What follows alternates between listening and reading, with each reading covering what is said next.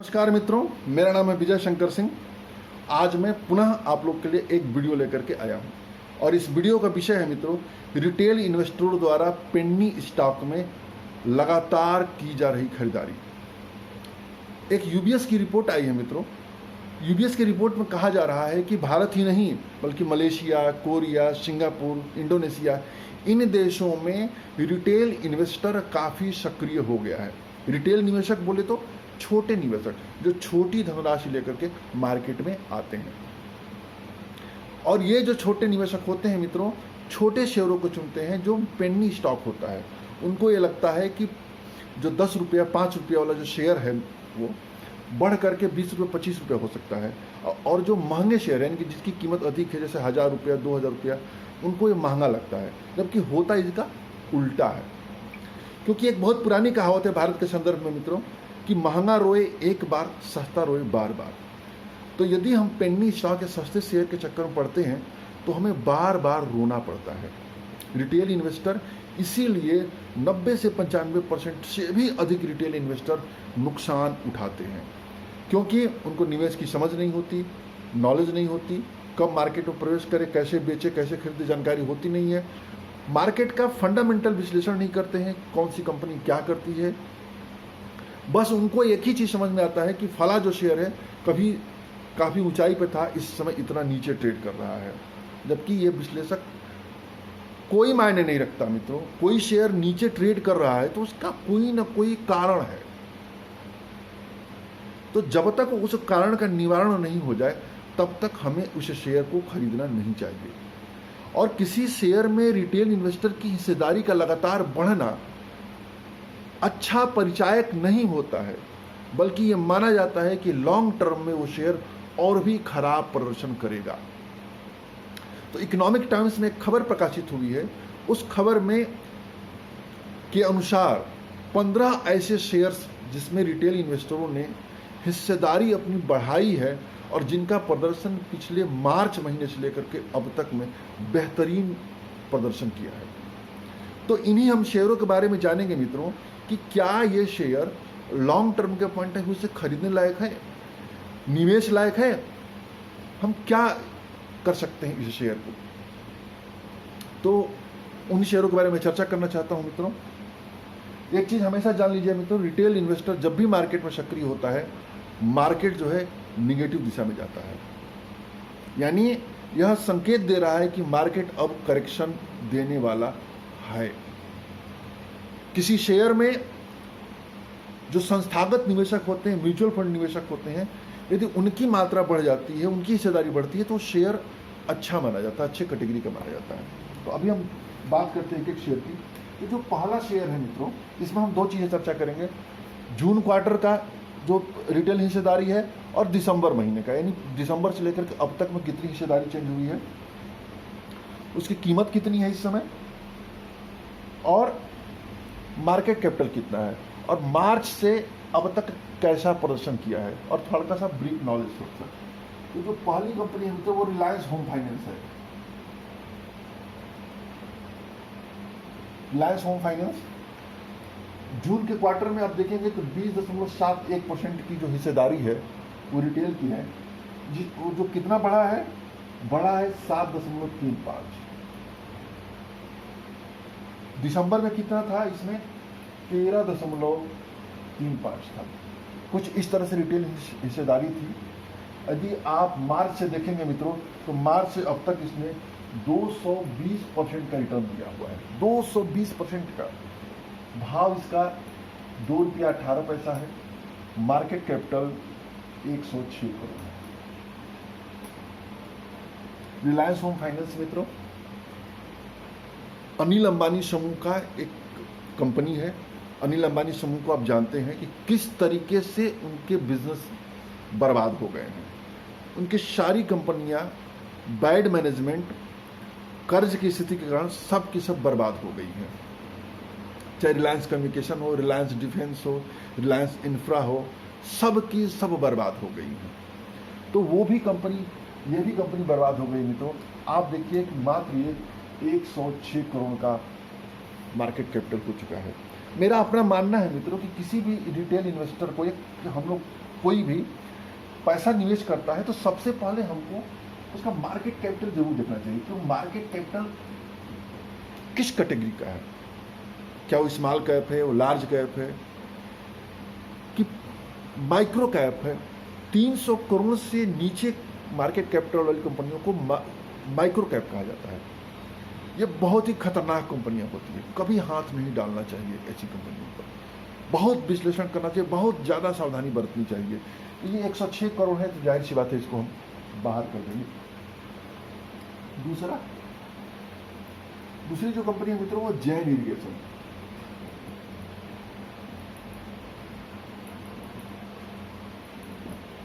Jain irrigation यदि आप इसमें देखेंगे तो 54.79% की हिस्सेदारी जून में रही है और इससे पहले अब इसमें जो बढ़ा है 8% से अधिक की बढ़ोतरी हुई है। पीछे का हिस्सेदारी आप देखेंगे तो 46% के आसपास हिस्सेदारी है। रिटर्न में आप देखेंगे तो 199% की रिटर्न है। प्राइस देखेंगे तो 10 रुपया 52 पैसा है और मार्केट कैपिटल देखेंगे तो 523 करोड़ है।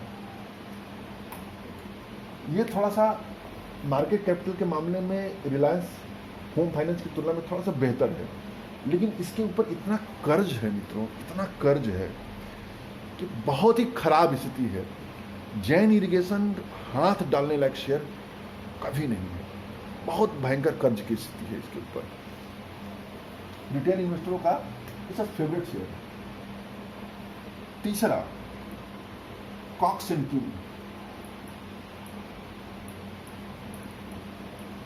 कॉक्स एंड किंग जो है घूमने फिरने हॉस्पिटैलिटी से संबंधित कंपनी है, छुट्टियों को मैनेज कराती है ये कंपनी। 43.1% की हिस्सेदारी है दिसंबर में रिटेल इन्वेस्टरों की। 12.13% बढ़ा है और पहले कितना था 30.76 था रिटेल इन्वेस्टर। देखिए कितना बढ़ा, 12% बढ़ा है। प्राइस भी देखेंगे मित्रों तो 1 रुपया 50 पैसा है, सॉरी 1 रुपया 50 पैसा, 1 रुपया 50 पैसे का है। प्रदर्शन देखेंगे तो 198% का रिटर्न है। मार्केट कैपिटल देखेंगे तो 26.48 करोड़ है, यानी ये और भी घटिया स्तर की कंपनी है। इसके अंदर भी प्रमोटर इश्यू को लेकर के दिक्कत शुरू हुआ था, फिर ये लगातार गिरता गया। कभी ये शेयर काफी ऊंचे के भाव पे ट्रेड किया करता था।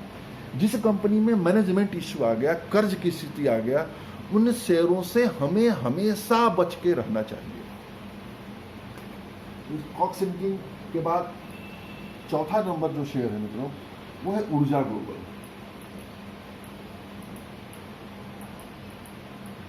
ऊर्जा ग्लोबल हिस्सेदारी इसका 50.21% है।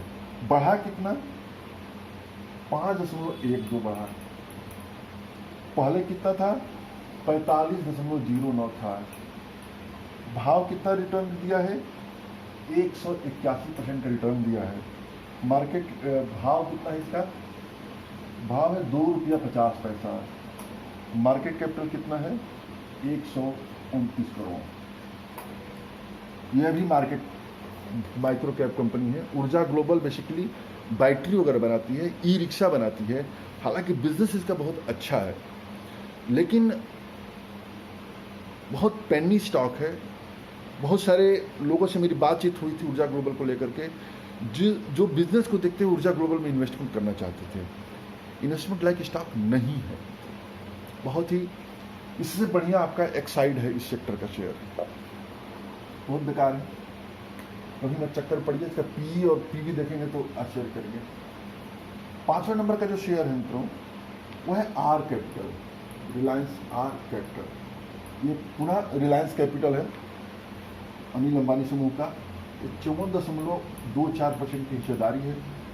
बढ़ा कितना, 16.5% बढ़ा है, गजब की बढ़ोतरी हुई है। 37.7% पहले हिस्सेदारी थी। रिटर्न यदि आप देखें मित्रों तो रिटर्न 134% का रिटर्न है। भाव कितना है 10 रुपया। मार्केट कैपिटल कितना है 243 करोड़।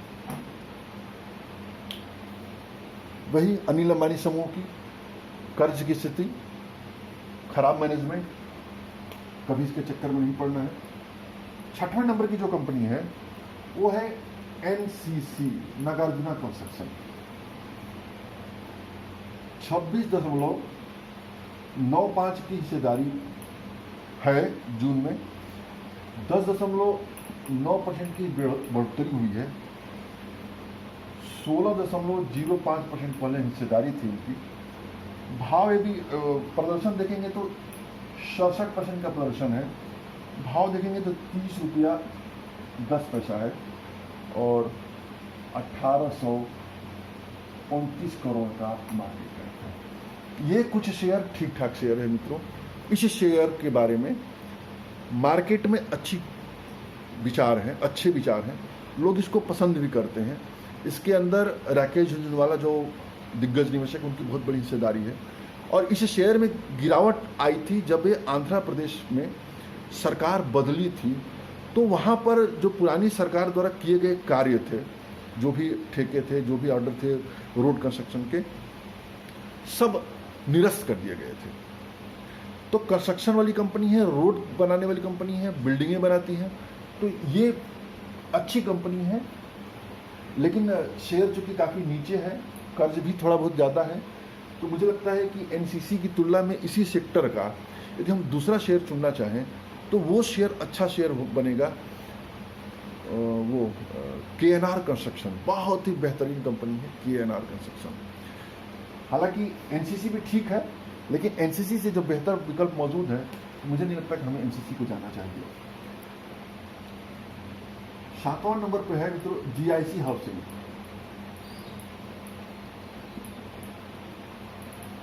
जीआईसी हाउसिंग की हिस्सेदारी देखेंगे तो 31.38% की हिस्सेदारी है, 7.9% बढ़ा है। दिसंबर में देखेंगे तो 23.4% की हिस्सेदारी थी। सॉरी कुछ गड़बड़ लिख दिया मित्रों। हाँ सर, 23.4, ठीक है। ये 23.4% है, ये 31 है, सॉरी 31। और जो रिटर्न दिया है 58% का रिटर्न है। भाव यदि आप देखेंगे 91 रुपया है। मार्केट कैपिटल देखेंगे तो 492 का है। ये कुछ ठीक ठाक कंपनी है। लेकिन हाउसिंग कंपनियों में यदि हमें शेयर चुनना होगा तो हम कदाचित एचडीएफसी को चुनेंगे या आवास फाइनेंस कंपनी को चुनेंगे। वो दो कंपनियां अच्छी कंपनियां हैं इसकी तुलना में। 8वें नंबर पर जो कंपनी है वो है मैग्मा फिनकॉर्प।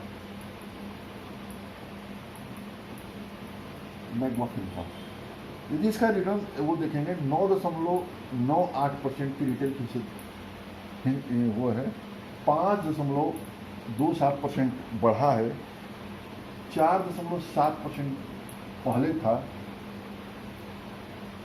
57% का रिटर्न है। भाव यदि देखेंगे, भाव 25 रुपया 70 पैसा, और मार्केट कैपिटल देखेंगे तो 692 करोड़। ये भी कुछ ठीक कंपनी है, कर्ज वगैरह देती है, फाइनेंस कंपनी है, कुछ ठीक ठाक कंपनी है। आगे आते हैं 9वें नंबर पर जो कंपनी आती है मित्रों वो है स्पाइस जेट।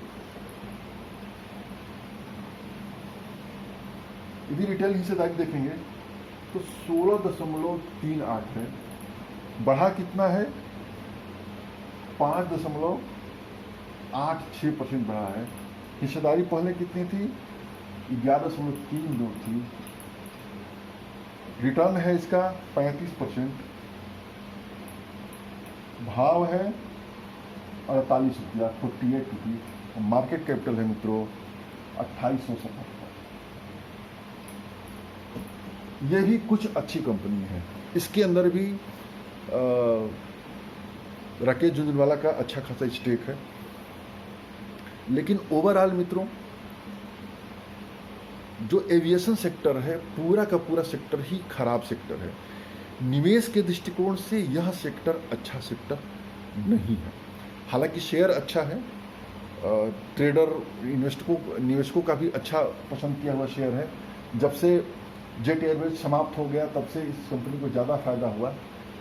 तो लेकिन मेरा अपना मानना है कि एज ए सेक्टर मैं निवेश के पॉइंट पर दूसरे इसको सही नहीं रहेगा। 10वें नंबर की जो कंपनी है वो है PTC India, sorry delta Corp. Delta Corp देखेंगे तो 20.99, रिटेल की हिस्सेदारी 20.99 है, 5.35% हिस्सेदारी बढ़ी है, 15.6% पहले हिस्सेदारी थी। रिटर्न देखेंगे तो 34% का रिटर्न है। भाव यदि आप देखें मित्रों, भाव है 86 रुपया। मार्केट कैपिटल देखेंगे 2311 करोड़। ये भी अच्छी कंपनी है, ये निवेश लायक कंपनी है, छोटी मात्रा में निवेश किया जा सकता है। ये जो मुख्य रूप से गेमिंग और गोवा वगैरह में कैसीनो चलाती है, ऑनलाइन गेमिंग में भी इसका कुछ दखल है, तो उस पॉइंट ऑफ व्यू से अच्छी कंपनी है। इसके अंदर भी मिस्टर राकेश झुनझुनवाला का बहुत बड़ा स्टेक है। शेयर काफ़ी अपनी ऊंचाई से गिर चुका है। निवेश लायक इस कंपनी में अवसर है। कोरोना वायरस के चलते इनका बिजनेस बहुत प्रभावित हुआ है, जिसकी वजह से शेयर काफ़ी नीचे गिर गया है। तो ये निवेश लायक शेयर है, लेकिन बहुत ज़्यादा मात्रा में, छोटी मात्रा में, पोर्टफोलियो का मुश्किल से 2-3% इस स्टॉक में डाला जा सकता है। 11वां नंबर का जो शेयर है मित्रों वो है PTC India, power trading corporation of India. 21.5% की हिस्सेदारी है। बढ़ा कितना है? 5.19 बढ़ा है। पहले कितना था? 16.31 था। रिटर्न कितना है? 34% का। भाव 53 रुपया। Market capital 1551। ये पीएसयू सेक्टर की कंपनी, सरकारी कंपनी है, पावर ट्रेडिंग कंपनी है मित्रों। मेरा मानना है कि ये कंपनी कोई खास अच्छी कंपनी नहीं है, इसके बजाय दूसरे हमें अच्छे विकल्प मौजूद हैं, हम इसमें निवेश कर सकते हैं।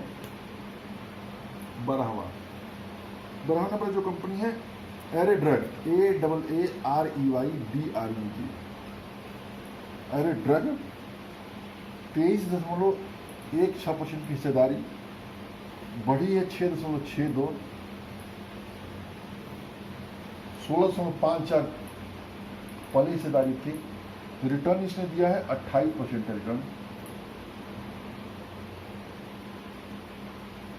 भाव है 17 रुपया के लगभग और मार्केट कैपिटल है 40 करोड़। यानी ये भी पेंडिंग कैटेगरी का शेयर है, इसमें दूर रहते हैं, कभी इस बारे में हम बात ही नहीं करेंगे।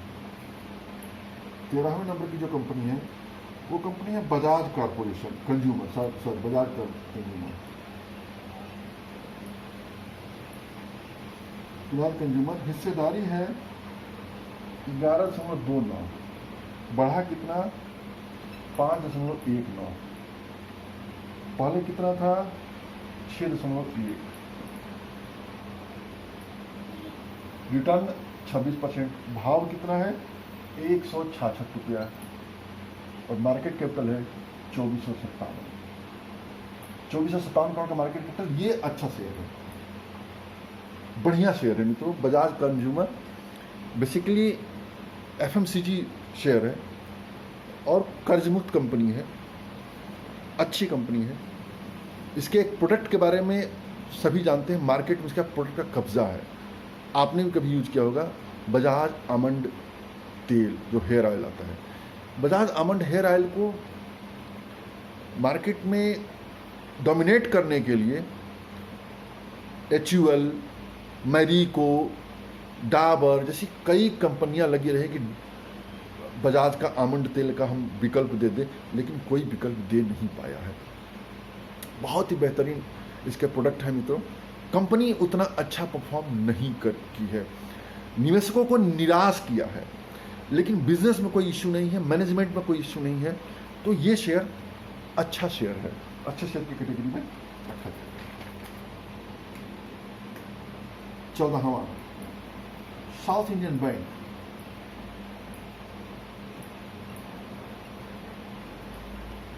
साउथ इंडियन बैंक, हिस्सेदारी भी आप देखेंगे 51.88 है। बढ़ा कितना है? 10.13 बढ़ा है। पहले कितना था? 41.75। रिटर्न 24%, भाव है 7 रुपया, मार्केट कैपिटल है 1239 करोड़। बैंकों में एक बहुत ही छोटा बैंक है मित्रों, इसका business basically south India based है, नाम भी साउथ इंडियन बैंक है। और इस बैंक का भविष्य तभी है जब किसी बड़े बैंक द्वारा इसको टेक ओवर कर लिया जाता है। रिटर्न के मामले में इसने निराश किया है निवेशकों को।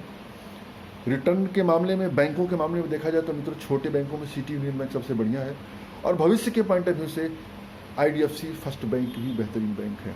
तो मैं नहीं समझता हूँ कि इसमें निवेश करना चाहिए।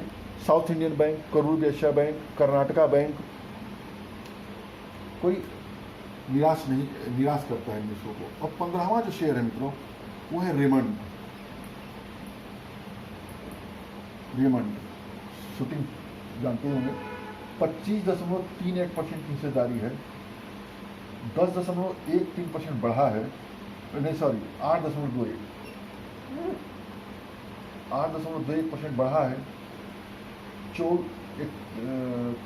17.1% का हिस्सेदारी था। रिटर्न 13% है, भाव है 245 और मार्केट कैपिटल है 1632। रेमंड, इसके बारे में बताना ही नहीं है, अच्छी कंपनी है। रेमंड के कपड़े वगैरह आते हैं। 16वां कंपनी है जिसमें 5% से अधिक हिस्सेदारी बढ़ी है, वो है PVR। 8.92% की हिस्सेदारी है, बढ़ा कितना है? 5.1%। पहले कितना था? 3.8%। रिटर्न -5%। भाव जो है मित्रों वो है 1127 और मार्केट कैपिटल है 6221 करोड़ का। तो ये मित्रों 16 ऐसी कंपनियां हैं जिसमें रिटेल इन्वेस्टरों ने 5% से अधिक की हिस्सेदारी बढ़ाई है। इन शेयरों में कोई अच्छा शेयर निवेश लायक मैं कहूं मित्रों तो वो कंपनी है PVR जो फिल्म डिस्ट्रीब्यूशन, फिल्म निर्माण, मल्टीप्लेक्स वगैरह चलाती है। भारत की सबसे बड़ी मल्टीप्लेक्स वाली कंपनी है मित्रों PVR। इसके पीछे आइनॉक्स है। जब से कोरोना वायरस का भय चल रहा है, मॉल, सिनेमा सब बंद चल रहे हैं, इसका बिजनेस भी प्रभावित हुआ है, जिसकी वजह से भाव इसका गिर करके काफ़ी नीचे आ गया। जो मार्केट कैपिटल 12,000-13,000 करोड़ के आसपास चलता था, मार्केट कैपिटल 6,200 करोड़ के आसपास आ चुका है। ये निवेश लायक शेयर है मित्रों, इसको होल्ड करना चाहिए, निवेश करना चाहिए। दूसरा जो शेयर जिसके बारे में मैंने चर्चा की है वो है बजाज कंज्यूमर, बता दिया था उसको बिजनेस के बारे में। तीसरा डेल्टा कॉर्प, चौथा मैग्मा फिनकॉर्प, पांचवा NCC। तो ये 5 कंपनियां ऐसी है जिसके बारे में, निवेश के बारे में सोचा जा सकता है। बाकी सब घटिया कैटेगरी की कंपनियां हैं, कभी भी इसके चक्कर में नहीं पड़ना चाहिए और अच्छे शेयर चुनना चाहिए, पैसे बनाने वाले शेयर चुनना चाहिए। तो आज के लिए इतना ही मित्रों। वीडियो देखने के लिए बहुत बहुत धन्यवाद। जय हिंद, जय भारत।